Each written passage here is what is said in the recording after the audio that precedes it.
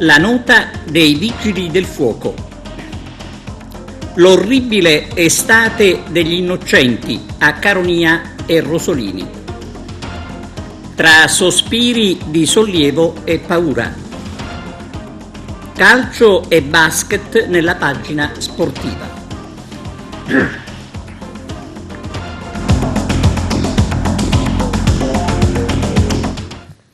Benvenuti su TVA Notizie, apertura dedicata anche oggi al piccolo Gioele con la nota diffusa dai Vigili del Fuoco. Vediamo. Con una nota i Vigili del Fuoco manifestano la propria vicinanza a Daniele Mondello, marito di Viviana Parisi e padre di Gioele. Le ricerche dei corpi dei due si sono concluse l'altro ieri dopo il rinvenimento del corpicino nei boschi di Caronia, poco distante da dove, il 9 agosto scorso, era stato trovato il cadavere di Viviana Parisi. Siamo profondamente addolorati per la tragedia di Caronia, si legge nella nota dei Vigili del Fuoco, e siamo vicini al dolore di papà Daniele. Tutto il nostro personale, tutti i Vigili del Fuoco che hanno partecipato e si sono impegnati senza sosta nelle ricerche, si stringono intorno a lui. In queste giornate terribili, continua la nota dei Vigili del Fuoco, dopo aver trovato qualche giorno fa il corpo senza vita di mamma Viviana, animati da un forte sentimento di speranza, abbiamo fatto tutto il possibile, insieme ad altri enti ed istituzioni coinvolte nelle ricerche, per trovare anche Gioele. Grazie all'accurato appello del padre ed alla cassa di risonanza che proprio i mezzi di informazione hanno fatto a questa tragica vicenda, c'è stato un nuovo impulso alle ricerche fornito dai residenti del luogo che volontariamente si sono uniti agli uomini e alle donne delle istituzioni e dai volontari organizzati già impegnati sul campo, apportando, conclude la nota, un indiscusso valore aggiunto all'attività grazie anche alla specifica conoscenza del territorio. Gioele ed Evan, due bambini siciliani che fanno piangere l'Italia. E che non prenda corpo l'ipotesi dell'omicidio-suicidio. Viviana aveva tentato di farla finita, avrebbe detto la cognata. Ma ripetiamo, l'augurio è che non venga fuori con certezza quello che gli inquirenti però non escludono. A Caronia, nel Messinese, a morire è stato un piccolo innocente, come a Rosolini, nel Ragusano, dove l'orribile omicidio c'è stato, consumato da un patrigno senza scrupoli, un assassino che non si è riusciti a fermare. Gioele ed Evan, due bimbi che fanno piangere l'Italia, strappati alla vita, il primo misteriosamente, l'altro con ferocia, da colui che si spera possa pagare il giusto prezzo per la sua crudeltà. Da un lato un giallo dell'estate, quello di Caronia, con le lamentele legittime di un padre sul modo di gestire le ricerche del figlio, e dall'altro lato la ferocia di un uomo che a Rosolini non ha lasciato scampo al figlioletto della sua compagna, per il quale si pretende giustizia. Porto Empedocle tira un sospiro di sollievo, sono negativi i tamponi per i familiari dei ragazzi tornati da Malta. Arturo Cantella. Situazione stazionaria, nessun nuovo caso a Porto Empedocle. I tamponi finora effettuati ai familiari dei ragazzi tornati da Malta sono tutti negativi. I giovani con il Covid stanno bene. Questo è quanto dichiarato dal sindaco di Porto Empedocle, Ida Carmina, sull'emergenza Covid-19. Nel frattempo è stata effettuata la disinfestazione dei condomini interessati, in cui si sono registrati casi di coronavirus. In ogni caso si richiede la massima prudenza perché in Italia si assiste a una continua crescita dei casi, continua il primo cittadino Carmina. Nell'ultimo bollettino sull'epidemia da Covid-19 in Italia la curva epidemica continua a salire. 845 nuovi casi positivi, altri 6 decessi, aumentano anche le terapie intensive, più 2, e i ricoveri, più 17. Nel mirino i rientri dalle vacanze. L'Organizzazione Mondiale della Sanità lancia un ulteriore appello ai giovani di proteggere i vostri nonni e i vostri genitori. Stamattina, continua il sindaco Ida Carmina, mi ha chiamato una mamma dei ragazzi, piangeva dalla gioia e dal sollievo, sono negativa. Io e il mio bambino, ripeteva, ci sono passata, so cosa si provi, lottiamo insieme per la nostra serenità e quella delle nostre famiglie. Dipende tutto dal senso di responsabilità di ciascuno di noi. basta indossare la mascherina e attenersi alle regole e andrà tutto bene. Coraggio, Porto Empedocle per il sindaco Carmina. Intanto l'ultimo dato fornito dalla Regione dà 37 nuovi casi di positivi al coronavirus in Sicilia, come riportato anche dal bollettino del Ministero della Salute. Tra loro non c'è alcun migrante. Nell'isola i contagiati sono per ora 790, 41 ricoverati con sintomi, 8 in terapia intensiva, dato stabile rispetto all'ultimo fornito, 741 persone in isolamento domiciliare. Dall'inizio dell'emergenza i casi effettuati sono 3.875, 2.799 i guariti, 7 in più rispetto a ieri. Resta stabile invece il numero delle vittime, 286. Questa è la distribuzione su base provinciale: 10 a Palermo, 9 a Ragusa, 7 ciascuno a Catania e Messina, 4 a Siracusa. Parliamo ancora di Covid-19, si teme una zona rossa a Sant'Agata di Militello. Vediamo. Se dovessero aumentare a dismisura ci potrebbe anche essere il rischio di una zona rossa, anche se ancora siamo lontani.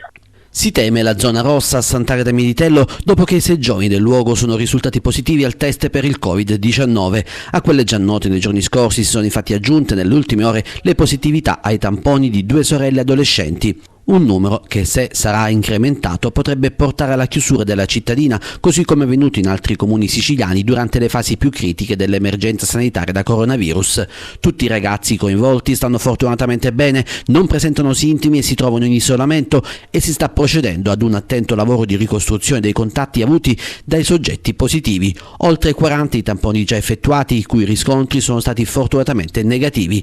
La situazione, tranquillizza il sindaco di Sant'Agata Militello Bruno Mancuso, è ovviamente tenuta sotto stretta osservazione e costantemente monitorata. Il primo cittadino invita a mantenere la giusta tranquillità e soprattutto osservare con scrupolo tutte le norme e le misure di sicurezza previste per il contenimento del contagio. Ma la situazione oggi è che ci sono 6 ragazzi positivi accertati, un centinaio di isolamenti precauzionali, la maggior parte dei quali riguarda sempre giovani di età compresa fra i 17 e i 22 anni. I positivi sono in isolamento chiaramente domiciliare, così come gli altri in isolamento precauzionale, quelli che sono venuti in contatto con i positivi. I ragazzi stanno tutti assolutamente bene, quindi siamo abbastanza tranquilli da questo punto di vista. Ma dove si sono verificati poi i contagi? Ma i contagi, la maggior parte, cioè sono di diretta importazione della comitiva che è venuta da Malta, tranne 2 che probabilmente sono stati, i contagi sono avvenuti per il 10 di agosto nella famosa falò di Acquedolci, almeno da come si può risalire sentendo le testimonianze di questi ragazzi. Pare che sia questo, anche se chiaramente la certezza non ce l'abbiamo, però 4 di questi sono provenienti da Malta, quindi sono di importazione, diciamo. Si stanno eseguendo vari tamponi in queste ore? Sì, c'è tutta una lista di giovani che sono stati messi in isolamento precauzionale e che aspettano di essere chiamati per il tampone. È bene dire che questi ragazzi devono stare comunque, anche se il primo tampone è negativo, devono stare per 14 giorni dal giorno in cui è iniziato l'isolamento, in isolamento, e il tampone nella maggior parte di essi verrà ripetuto, dopodiché verrà revocato l'isolamento. Che messaggio si sente di lanciare alla comunità, che naturalmente è scossa anche da questa notizia, anche dalle notizie generali dell'evento? Guardi, il messaggio che dobbiamo mandare è che è in parte di attenzione, perché le precauzioni non sono mai tante, visto che la contagiosità del virus è elevatissima.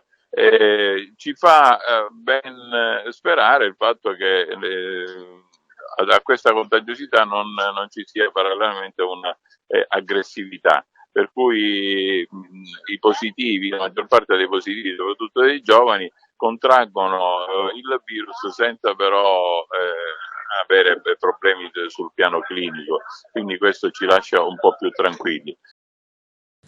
Contro il coronavirus bisogna estendere i controlli, lo dice il Codacons. Dati alla mano, le vacanze stanno avendo un effetto nefasto sulla curva epidemiologica della Sicilia e del nostro paese. Per questo Francesco Tanasi, segretario nazionale del Codacons, coordinamento delle associazioni per la difesa dell'ambiente e dei diritti degli utenti e dei consumatori, chiede di estendere il test rapido sui contagi anche ai porti e alle stazioni ferroviarie di autobus a lungo raggio, così da intercettare il maggior numero possibile di casi e ridurre al massimo la diffusione del virus. L'associazione Codacons sta monitorando le procedure di sicurezza sui voli operanti in Italia, lancia questo appello alle istituzioni per evitare che si imbarchino positivi o sintomatici. Per la stessa ragione il Codacons chiede di rafforzare i controlli alle frontiere, come richiesto da alcuni presidenti di regione e, se necessario, anche l'impiego dell'esercito. Il confine con la Slovenia, la porta dei Balcani, momento infestati dal Covid-19, in particolare richiede un'attenzione specifica e molto severa. Il rischio è legato all'arrivo di irregolari dai paesi con sistemi sanitari deboli, quali percorsa la rotta balcanica attraverso paesi ad alto tasso di contagio possono entrare in Italia aggirando i controlli sanitari. La priorità per Tanasi in ogni caso è quella di uniformare pratiche e procedure su tutto il territorio nazionale, evitando per il futuro di applicare protocolli a macchia di leopardo differenziati tra regione e regione, una prassi che ha rappresentato purtroppo la regola nella gestione italiana del contenimento dell'epidemia, che, come abbiamo ampiamente dimostrato, ha incrementato il rischio e la possibilità di contagio nel nostro territorio. Per Tanasi, conclude, bisogna subito prevedere controlli in tutti i luoghi di rientro dalle ferie, così da scoprire per tempo casi di positività al Covid-19, intercettare immediatamente gli asintomatici, vettori di diffusione del virus. Vista la curva dei contagi, non è più tempo di applicare mezze misure. Le procedure devono essere ferree, devono riguardare l'intero territorio nazionale, altrimenti rischiamo che la curva risalga rapidamente e che in seguito sia troppo tardi per intervenire. Cambiamo argomento. Ripetuto appello del sindaco di Lampedusa al presidente Giuseppe Conte sulla situazione dei migranti nell'isola. Lello Cassesa. L'isola di Lampedusa è piena a tappo di turisti e visitatori, a vantaggio in questo particolare momento di un concreto aiuto economico agli operatori turistici, ma la situazione dei migranti, con continui sbarchi e con l'hotspot di Contrada Imbriacola sovraccarico di ospiti, continua a destare preoccupazione e rappresenta una emergenza che ha indotto il sindaco dell'isola a rivolgere un accorato appello al governo centrale. Presidente Conte, quanti migranti devono ancora essere ammassati nel centro di accoglienza per poter avviare i trasferimenti da Lampedusa? Presidente Conte, quante barche di migranti devono essere depositate al Molo Favoloro prima che inizino le procedure di demolizione? Presidente Conte, quanto pensa ancora possa durare la pazienza dei lampedusani? Presidente Conte, in queste condizioni il suo governo non è in grado di garantire le norme di sicurezza non solo sanitarie sull'isola. Quindi basta con provvedimenti tampone, basta con questo silenzio assordante. Lei ed il suo governo non potete tacere di fronte a ciò che sta accadendo a Lampedusa. Non è più accettabile che la nostra isola, scrive il sindaco di Lampedusa, sia abbandonata a se stessa e che il peso dell'accoglienza sia scaricato tutto sulle nostre spalle. Un presidente del Consiglio, conclude Martello, ha il dovere di rispettare tutti gli italiani, compresa Lampedusa, che ha la sola colpa di trovarsi nel centro del Mediterraneo al 35° parallelo. L'emergenza è ancora più grave dalla pandemia di Covid-19 e dai continui sbarchi. All'hotspot sono al momento presenti oltre 1137 ospiti a fronte di una capienza massima di 192 persone. La prefettura di Agrigento è al lavoro per alleggerire la struttura Agricoltura e sta studiando le soluzioni, ma fino ad ora non sono previsti trasferimenti. Ieri il trasferimento di 250 persone sulla nave quarantena Aurelia. La sezione di Agrigento di Italia Nostra con il presidente Adele Farcetta segnala delle attività pericolose per l'ambiente e la salute dei cittadini. Il riferimento è ai teloni delle serre bruciati, come è avvenuto in contrada Pitarrì.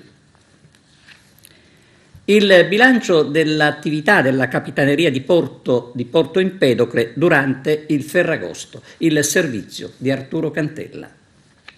Consuntivo della Capitaneria di Porto Empedocle per i giorni 14, 15 e 16 a cavallo delle festività di Ferragosto, che ha svolto un'intensa attività di vigilanza e monitoraggio di tutto il litorale delle sue competenze al fine di garantire la sicurezza dei bagnanti. Gli uomini della Capitaneria di Porto, retta dal capitano Gennaro Fusco, sono stati impegnati per tutto il weekend di Ferragosto lungo l'intera costa agrigentina, dove sono scattati una serie di controlli volti a far rispettare le ordinanze dei sindaci della provincia che vietavano il montaggio delle tende, dei gazebo, l'accensione di fuochi e anche far rispettare l'ordinanza balneare vigente al fine di evitare la presenza di imbarcazioni da diporto che, navigando a distanza ravvicinata dalla costa, potevano creare rischio per l'incolumità dei bagnanti. L'attività è stata molto intensa e si è svolta senza soluzione di continuità nei giorni 14 e 15 agosto, quando il personale della Guardia Costiera ha fatto sgombrare i pochi accampamenti che i bagnanti stavano allestendo in spiaggia e impedendo l'accumulo di legna in vista del tradizionale falò. Decine sono stati i controlli effettuati e le infrazioni, ben 6 verbali amministrativi, rilevate per le imbarcazioni sotto costa che hanno comportato sanzioni per un ammontare complessivo di 1.377 euro. La Capitaneria di Porto è sempre in linea per la tutela dell'ambiente marino. Gli uomini della Guardia Costiera, dopo un'intensa e accurata attività di intelligence durata fino alle prime luci dell'alba, sono riusciti a intercettare anche un'imbarcazione da pesca con a bordo degli esemplari di tonno rosso sotto misura. I militari prontamente hanno proceduto al suo sequestro, che era destinato al tradizionale pranzo di Ferragosto. Ciò ha comportato il sequestro anche degli attrezzi di pesca e di una sanzione di circa 2.600 euro.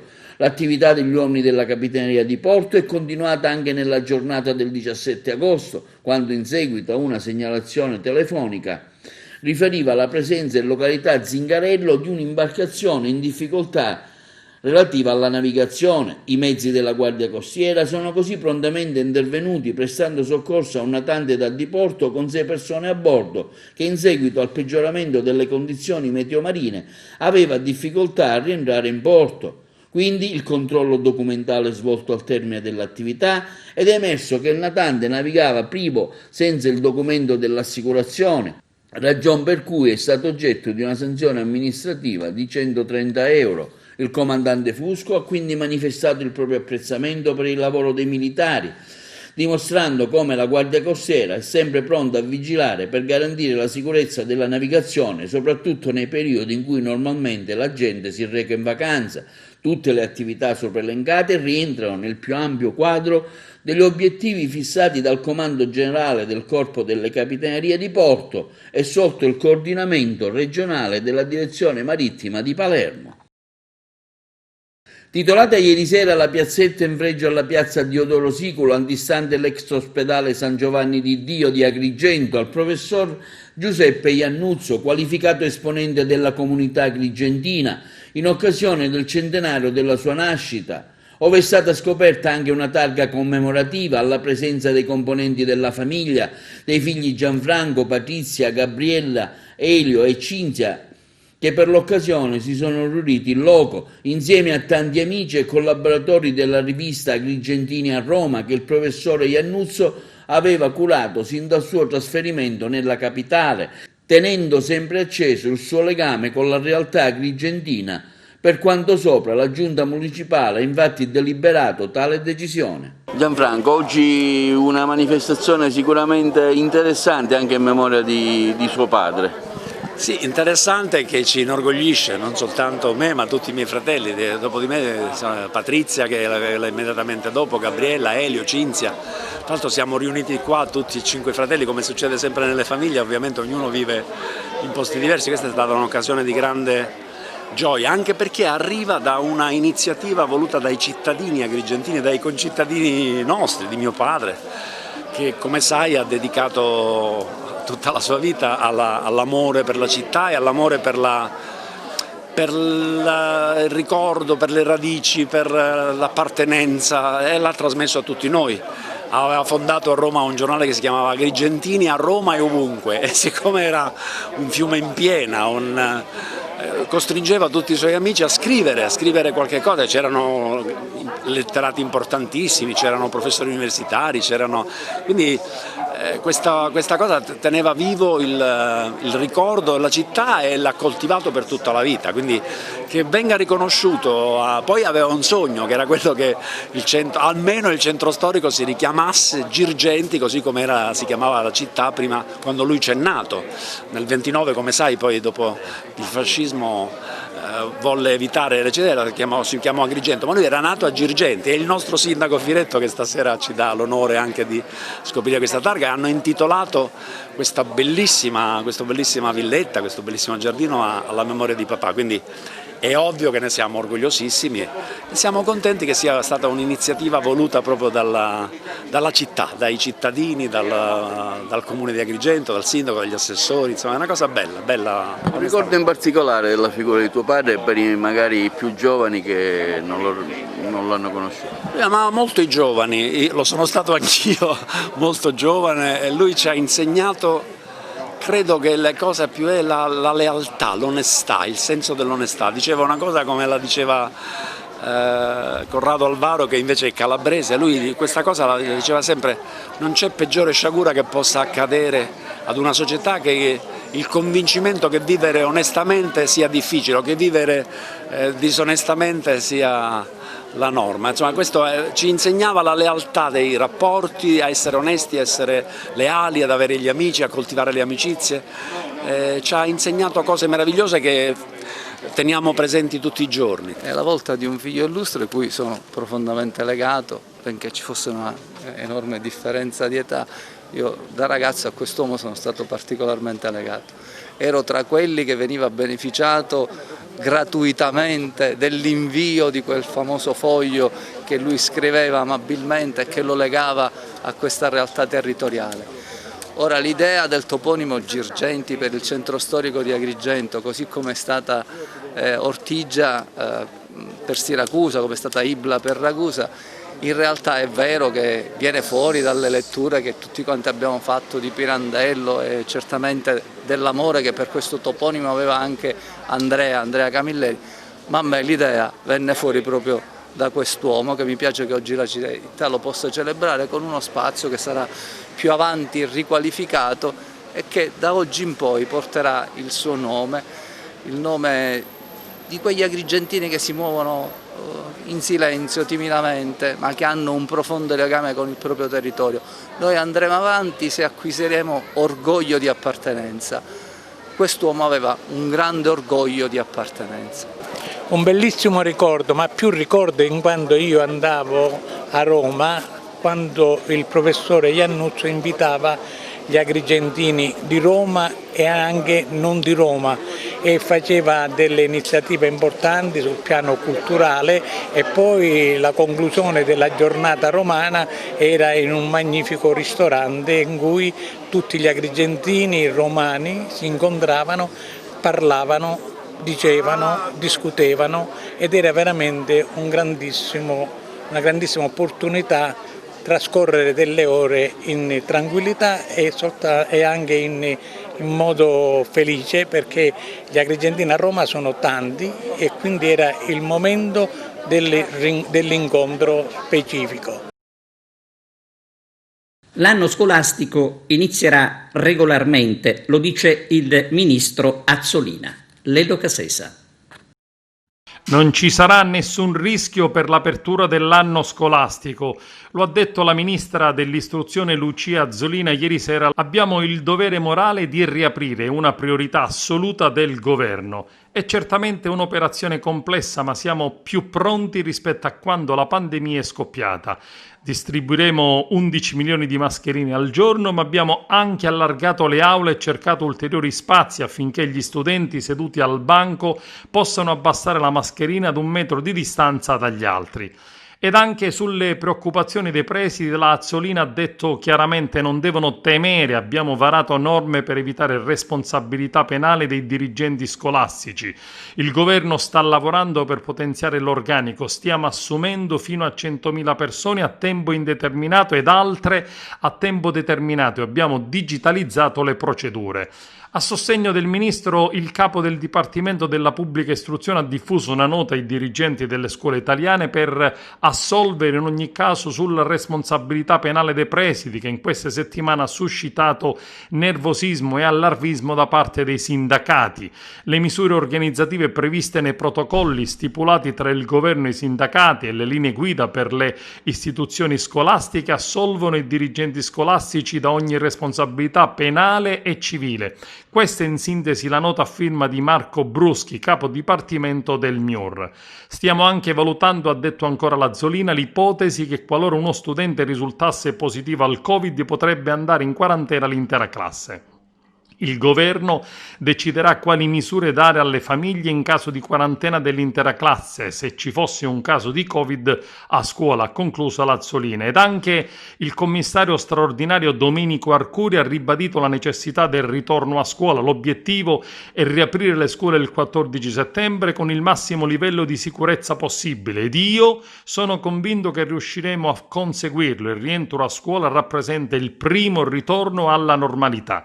La vita delle famiglie torna normale se i ragazzi la mattina possono andare a scuola e il pomeriggio studiare. Certamente, ha aggiunto, è necessario che la riapertura sia accompagnata da una serie di strumenti che consentono un accettabile livello di sicurezza, ha concluso Domenico Arcuri. E a proposito di anno scolastico, ad Agrigento saranno disponibili dal 24 agosto i test sierologici per il personale delle scuole di ogni ordine e grado. Lo comunica l'ASP, la quale precisa che la scelta di effettuare il test è su base volontaria. Band agrigentina tra i finalisti di Sanremo Rock con il brano Senza te sto meglio. Arturo Cantella.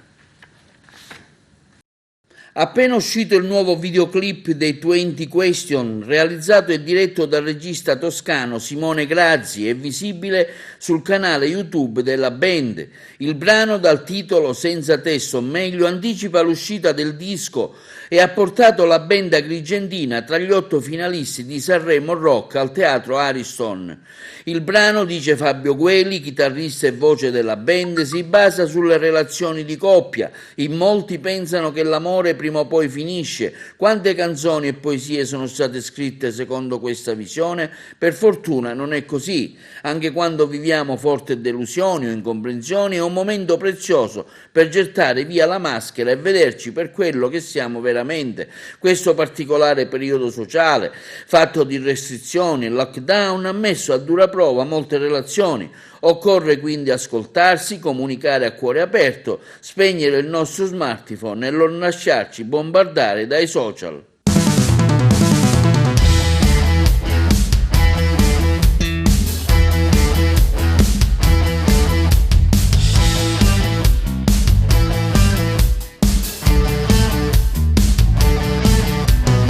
Paure nuove di rivalità, intrise di parole piene di sontuosità che non ricordo into my world. Oh no, oh.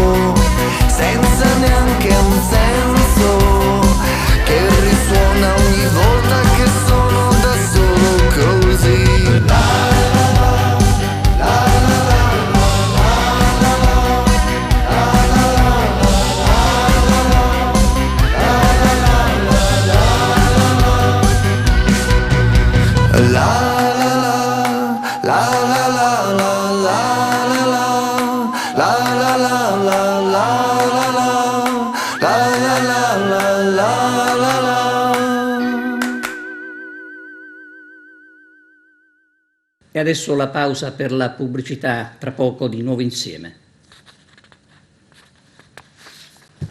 Per Lati Idrico si attende la nomina di un commissario che non arriva. Corsa contro il tempo del Lati Idrico per evitare il commissariamento annunciato dal presidente della regione Nello Musumeci e dall'assessore Alberto Piero Bon per la mancata approvazione della nuova società consortile pubblica che dovrà subentrare a Girgenti Acque nella gestione del servizio di approvvigionamento e distribuzione dell'acqua nei 43 comuni agrigentini. Sull'albo pretorio telematico del Lati è stata pubblicata la determinazione del dirigente Vincenzo Iacono per l'assegnazione dell'incarico ad una società che si dovrà occupare dell'aggiornamento del piano d'ambito, prevista una spesa di circa 45.000 euro. L'attuale piano, strumento con il quale sta lavorando l'Assemblea Idrica, era stato redatto nel dicembre del 2002 dalla Sogesid SPA, un piano dunque obsoleto e già superato non solo per il decorso del tempo, ma anche alla luce del fatto che l'Assemblea dei Sindaci il 27 settembre dello scorso anno ha deciso di passare dalla gestione privata a quella in-house providing prevista dall'ordinamento europeo. Dalla Regione si attende la nomina del commissario che dovrà sostituire l'Assemblea, nomina che ancora non è stata fatta perché gli uffici dell'assessorato stanno valutando se scegliere un commissario ad acta o straordinario a cui affidare pieni poteri. In attesa di questa decisione sono state congelate le dimissioni del direttivo del Lati Idrico di Margherita La Roccaruvolo, sindaco di Montevago e deputato regionale. Il sindaco di Canicattì, Ettore Di Ventura, pure lui nel direttivo, ha consigliato ai suoi colleghi e alla presidente Francesca Valenti di attendere le mosse della regione e, se sarà necessario, di mettersi in blocco. Non hanno senso le dimissioni di un singolo componente del CDA, ha dichiarato Di Ventura. Dimettiamoci tutti contemporaneamente quando sarà nominato il commissario. A Campobello di Licata c'è stato un interessante incontro. Un deputato regionale, 2 sindaci, un'esperta in tematiche sociali dell'ASP e una psicologa e psicoterapeuta, tutti attorno ad un tavolo ieri sera a Campobello di Licata per fare rete e per sviluppare argomenti di riflessione sull'uso sconsiderato delle bevande alcoliche, fenomeno diffuso soprattutto tra i giovani. Abbiamo attivato con l'assessore alla sanità una serie di iniziative che coinvolgono associazioni no profit e anche le scuole. Ne abbiamo fatto una prima del Covid a Sambuca di Sicilia, per esempio, che è risultata una dei paesi dove c'è il più alto tasso di consumo di alcol e di vino.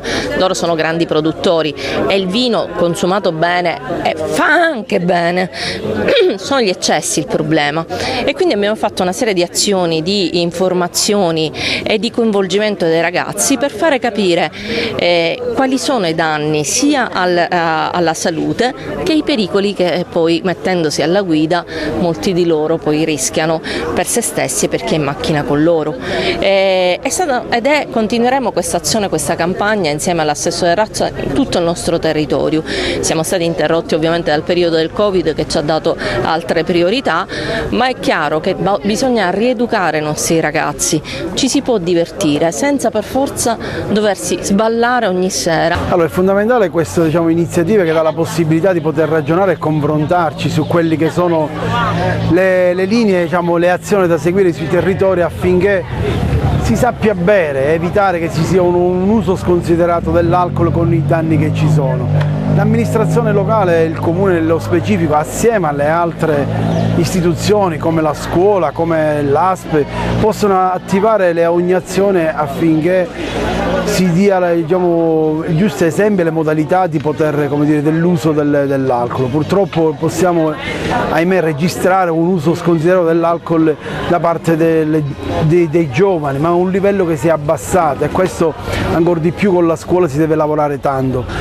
Ma non può essere demandato tutto alle scuole o al comune o altre istituzioni. Un ruolo fondamentale lo devono avere i genitori, la famiglia, che è la prima cellula in cui il bambino cresce, il ragazzo cresce, e deve avere la giusta formazione affinché possa capire qual è il danno che può provocare un uso scorretto dell'alcol.